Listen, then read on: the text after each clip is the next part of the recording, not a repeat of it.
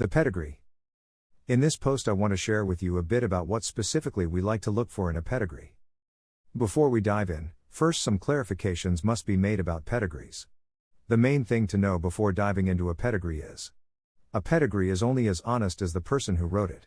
With that being said, if you are confident with your pedigree, then look for ancestors that meet your standard. The standard you have set in your loft.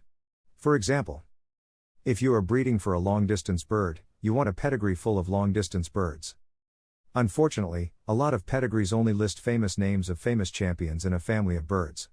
You might have to do your research to find out exactly what kind of distances those birds were flying, and that can be difficult when dealing with imports. I personally like to see common ancestors on both the dam and sire side of a pedigree. I especially like to see signs of inbreeding or line breeding in a pedigree.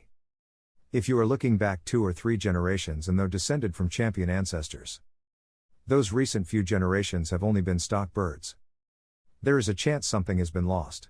If you have a pedigree from an active flying loft and there is inbreeding and line breeding which has produced scoring birds, I would consider it a very valuable pedigree. But always remember, regardless of the pedigree, if a bird cannot produce anything valuable, it has no value to you as a breeder. To summarize, look for birds with a pedigree of a history of winning ancestors that match the standard within your loft.